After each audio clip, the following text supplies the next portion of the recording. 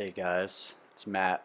So, I do not want to copy. I don't want to copy Matt McKinley's on Quantum of Conscience. By the way, really very interesting channel, man. If you haven't seen Quantum of Conscience, um, at least be one of the people who goes there.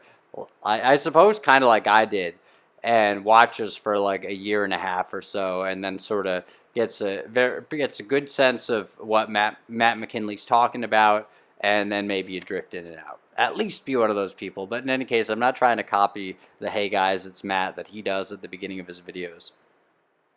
But hey, so this might be called what, the world map.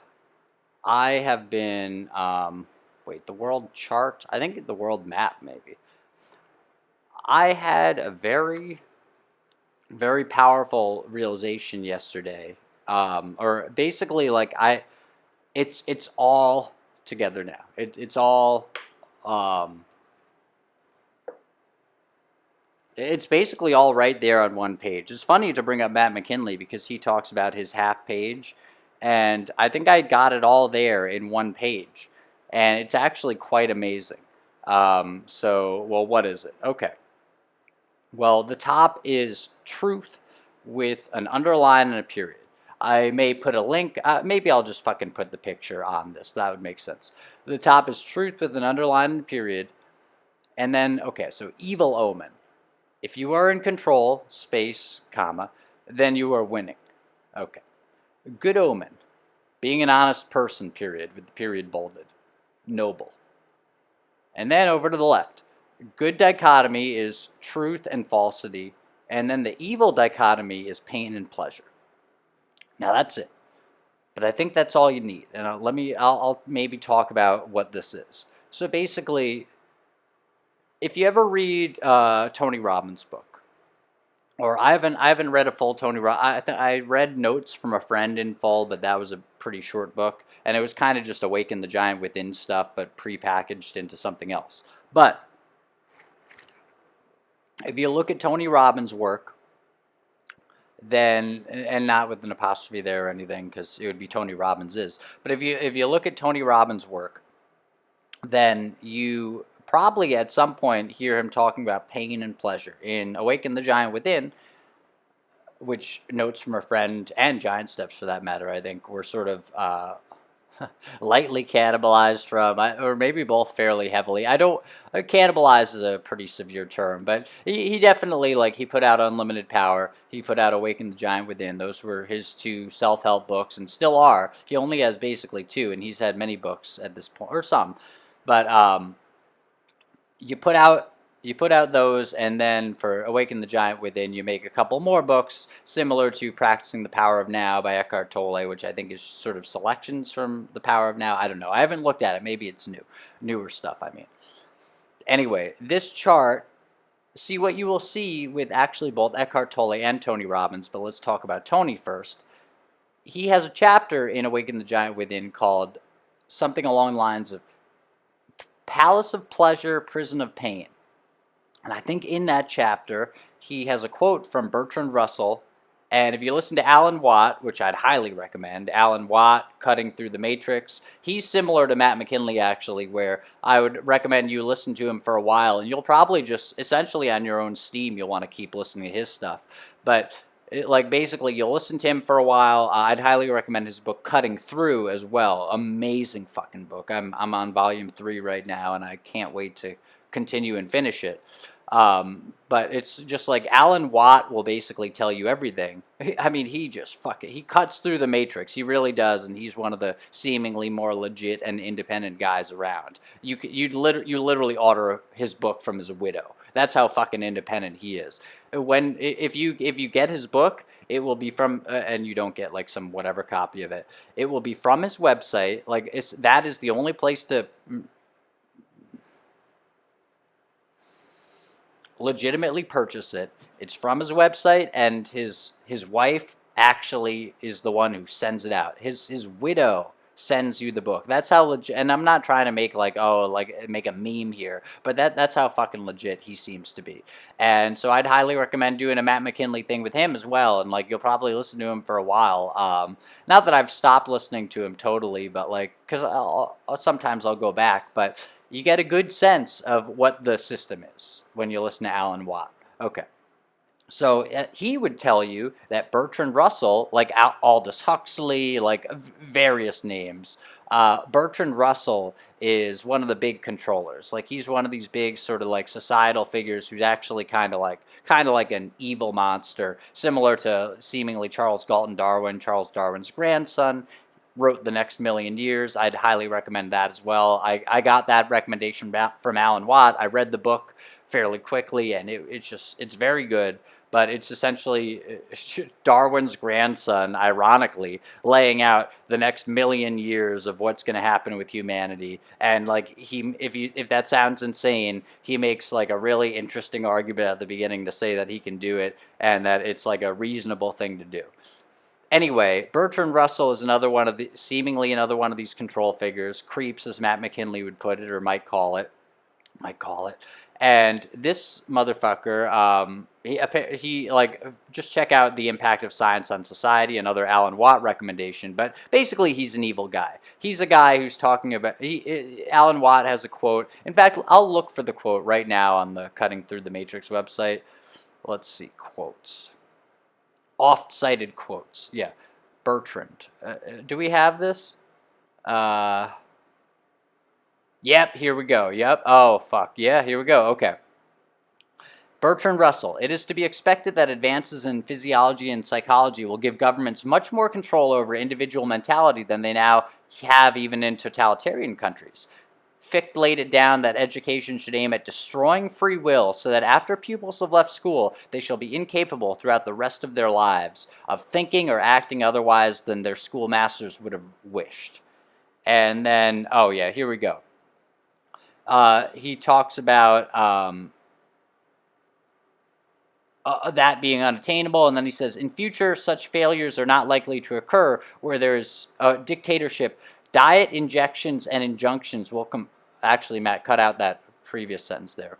Diet injections and injunctions will combine from a very early age to produce the sort of character and the sort of beliefs that the authorities consider desirable, and any serious criticism of the powers that will become psychologically impossible. Any serious criticisms of the powers that will become psychologically impossible. That's Bertrand Russell, The Impact of Science on Society. You can check the quote on cuttingthroughthematrix.com/oft-cited quotes. Anyway, Alan Watt. So here we go. Alan Watt talks about Bertrand Russell, but Tony Robbins, like a lot of other strange sort of evil figures, Tony Robbins quotes Bertrand Russell, just like Eckhart Tolle, bizarrely referencing Zbigniew Brzezinski book in The Power of Now, like literally as like a reference, and like he has like 4 books referenced in the Power of Now, and one of them is a Zbigniew Brzezinski book for like a basic historical figure. It's like, really, Eckhart? Like, is there another reason why you put Zbigniew in your fucking book? But in any case, I'm getting to it. Tony Robbins, I think probably in that chapter on pain and pleasure, I think he does have a quote from Bertrand Russell saying, like, basically, man is subject to two sovereign masters, pleasure and pain.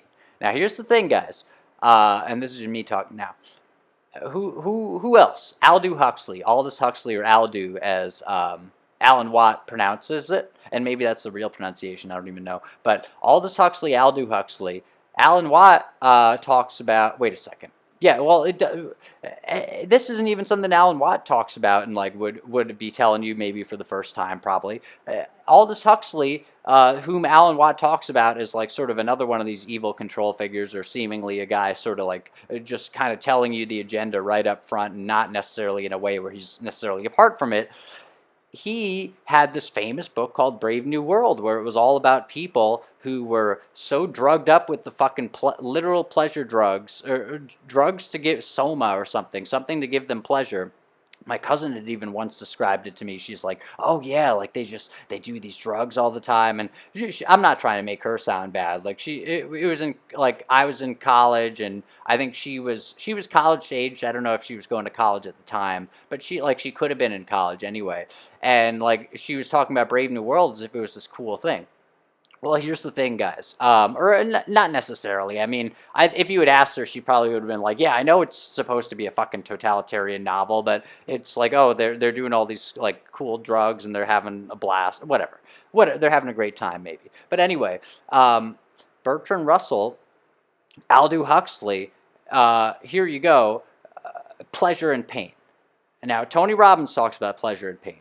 Aldous Huxley talks about pleasure and pain in Brave New World, at least by implication, in terms of these people are so pleasured up that everything just fucking happens to them. All right. Pleasure is essentially the control system in Brave New World, it seems, or at least close enough to it, as opposed to 1984, where it's like pain and fear are the control systems. Pleasure is the one. And pain, here's the thing, pain is just the flip side of pleasure, so it's just kind of two sides of literally the same coin. Anyway, I was thinking about it yesterday, and I was like, you know what? Because I had sort of a revelation, like, if you are in control, then you are winning. And, like, that felt very powerful to me. But then I was like, essentially, like, it kind of came off as, like, kind of nasty to me, or, like, I don't, maybe, like, I just had a sense of, like, no, that's actually evil. And I was like, wait a second.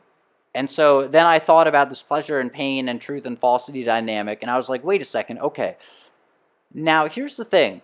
Control, perhaps notwithstanding, although control sort of itself implies that you're controlling something, perhaps for some outcome, and if you're looking for a certain outcome rather than looking to what's true or not, then I'm not saying looking for any outcome at any time is necessarily bad, maybe, but if you're looking for a certain outcome, that you seem to be working in the realm of pain or pleasure. I'd like this outcome because I'd like to feel better. I'd like that outcome because I'd like not to have this horrible thing happen to me, or whatever it is, whatever it is. But anyway, hold on.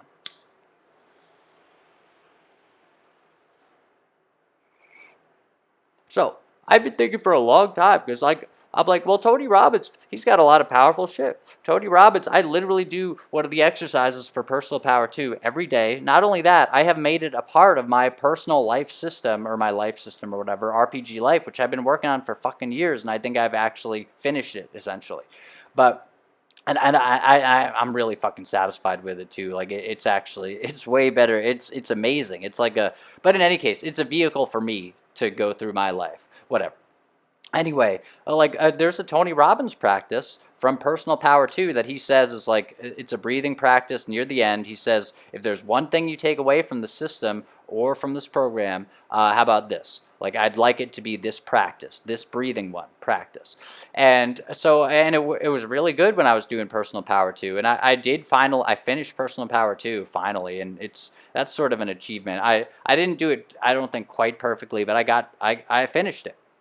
So I like Tony Robbins, man. He has a lot of, or at least he gives you a lot of fucking powerful stuff. You could say he gives you a lot of neutral tools. And what does Tony say? He says, if you want to talk about religion, I've got nothing, no talk for you.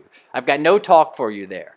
Like he says, but then he follows that up by saying, but whatever you believe in, or whatever is your spirituality, he says, I would say practice it, right? But so I'm not trying to say Tony Robbins is not about spirituality, because more and more, he fucking interviewed Michael Singer, who wrote The Untethered Soul, and Eckhart Tolle for that matter. More and more, Tony Robbins does seem to be about spirituality.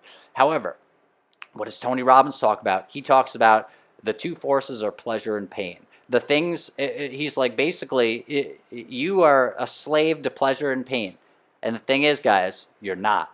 All right? Now, Eckhart Tolle, what does he talk about? Now, he talks about the pain body, and I like a lot of what Eckhart Tolle has done, guys. I really do. And I think it's super, like, powerful, even. And I think if you've never read a spiritual book in your life, like I think I hadn't, more or less, then reading The Power of Now is, like, it's maybe the first and last spiritual book you might ever need. At least in terms of, like, getting yourself going with, like, whatever. However, Eckhart Tolle, what does he talk about? He talks about the pain body. Again, we're on the pain-pleasure dichotomy, or what, as I have it on this chart, the evil dichotomy, okay? Now, what's the good? Because here's the thing: Eckhart Tolle, he does not emphasize truth. That's the fucking thing. Tony Robbins, he says he does not emphasize truth. Who emphasizes truth? I say this is a way that you could cut through the matrix and see basically who's fucking with you or who's not. Or at least this is probably a solid indication, or who's on the wrong track, right? Because how many people, how many of these big figures, even these big figures with really powerful techniques and messages and things to say, and I'm not, like, really, I think Tony Robbins and Eckhart Tolle has equated himself, he's like, Eckhart Tolle himself said, like, oh, if Tony Robbins is sort of the going out and I am the going in. It's like, I think if you put them together, it's almost like a miraculous set of tools, right? However, what does neither of them emphasize? To maybe to a little of an extent, both of them do, but the big emphasis is never like, oh, true versus false. It's good to be honest. Like, be honest. It's the truth. The truth shall set you free, like Jesus is quoted to have said in the Bible. You shall know the truth, and the truth shall set you free, or ye shall know the truth, and the truth shall set you free, ye free. Fool me twice, shame on me. Not gonna get fooled again. Anyway, what do they not emphasize? They don't emphasize truth. Now, here's the thing. You can cut through so many agendas with this because, well, cutting through, honesty cuts through every agenda. Honesty cuts through every agenda because every agenda, sort of by definition, would involve, like, well, every dark agenda probably has a lot of, many seem to have a lot of deception within them, right? They all seem to be about deception. Turn on any channel on TV, they're not fucking talking about truth. The channels that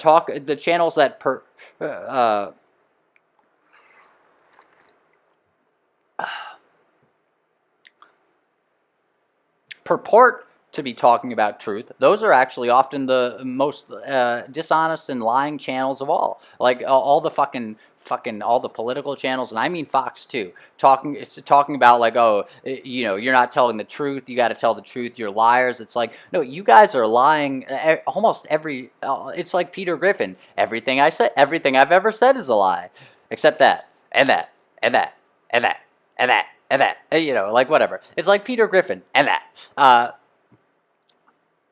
Everything they've ever almost everything they've ever talked about is so steeped in lies that basically, if you turn on the TV, it would almost be just a better bet to say, oh yeah, that's probably bullshit. Like, literally every single time. And I mean, like, every channel at this point, but especially the fucking news channels who kind of purport to be talking about truth. But there are very few things that emphasize truth, that are truthful. Well, that's a big part of it. If they're emphasizing truth but they're not truthful, then of course that's bullshit. Then they might be on the good dichotomy, but they're on the falsity part of it. Even if they are on the good dichotomy and they're only talking about truth, never pain and pleasure. Although, given that a lot of these things seem to be what the Starfire codes on Starfox on Starstack she refers to as, like, trauma-based conditioning, or fear-based conditioning, or fear-based mind control. Wait, no, fear-based trauma fear-based trauma conditioning. I don't know. Anyway, they might be working in the realm of pain, pleasure, in the sense that they're saying, you gotta vote for us or something bad's gonna happen. But if you vote for us, something's good's gonna happen. And look at all these good things we're gonna do. Look at all these bad things that might happen. They're still working on pain and pleasure too. And then most of their viewers, like, even if you point out contradictions, they simply will, like, yell at you and say, well, yeah, but what about this thing that the other guys did? It's like, all right, well, then you don't care about truth either, right? So they purport again to talk about truth, but they do not do it. But in any case, they don't tell the truth anyway. But just to sort of summarize it, guys, I think it's all about control, it's all about pain, it's all about pleasure on the evil side. And a very clear way that you can cut through any bullshit and see who's perhaps quoting Zbigniew Brzezinski because he might be some kind of controller, and who's perhaps quoting Bertrand Russell because he might be some kind of controller. And by the way, Tony Robbins, but then there's also Richard Bandler, who talked about NLP stuff as well. Actually, he came with John Grinder, who was a literal CIA agent, by the way. Richard Bandler, and you can fucking look that up. They released books on it. It's all NLP, neuro-linguistic programming. There are other people who now released books on what they put together. CIA guy and Richard Bandler. Doesn't Bandler sound kind of like Bandit? And then Tony Robbins. It's like, I've seen enough names I've seen enough strange names, even just the bullshit basic like Donald Trump. Oh, he's a casino guy, but Trump is Trump card, and he came in as sort of the Trump card in the election. And then who did he run with? Well, he's the big money man, right? He's Donald Trump. He's the Trump card. He wins all the money. But then he ran with Mike Pence, like Trump and change, right? Trump and Pence. It's like, oh my God, the names are just so fucking on the nose. Then Barack Hussein Obama, and then Saddam Hussein and Osama, and even fucking, please YouTube, don't take this video down. Even Jay Leno made a joke about that. I remember on the Tonight Show back before he left, and I think before he left and came back, maybe after he came back, I don't know. Maybe it was, I don't know. In any case, he said his last name. No, his middle name is Hussein, and he didn't even have to say anything about that. And then he said, and his last name rhymes with Osama. And apparently Obama is the guy who took out Osama. Yeah, Alan Watt referenced that one, and he's like, he like laughed, and he's like, somebody must be having a real laugh at us somewhere. It's like, yeah, Osama took out, there you go, Obama took out Osama. Yeah, really? Are you kidding me? Okay. And then, by the way, the Obamacare number, as Matt McKinley talks about, was apparently 1-800-FUCK-YOU. It's like, all right, guys. Yeah, so the names, Tony Robbins, it's like, all right, what does Robbins mean? It sounds like it might be on the nose as well, but what is he taking away from you? He might be taking away truth, because he is so, I'm not saying he would say lie. I'm not saying he does say lie, although, interestingly, one of the first chapters in Unlimited Power, his first book, is the 7 lies, I think the 7 lies of success, and then he says in it, he's like, yeah, I'm not saying, he's like, lie seems to be a strong word, but, these aren't necessarily true things. These are more like ways of thinking, etc. I'm not saying he's telling you to lie, but I am saying one of the chapters was the 7 lies of success, I think. So in any case, I think that if you find someone who's really working on the true false or the truth falsity dynamic, then that actually might be a good person to follow. To listen to go along with, to just check out for a while. Not saying that Tony Robbins wouldn't be necessarily, or that Eckhart Tolle wouldn't be, but what did Alan Watt say? He said that rat poison works because it's 95% food and only 5% poison. Otherwise, the rats wouldn't eat it.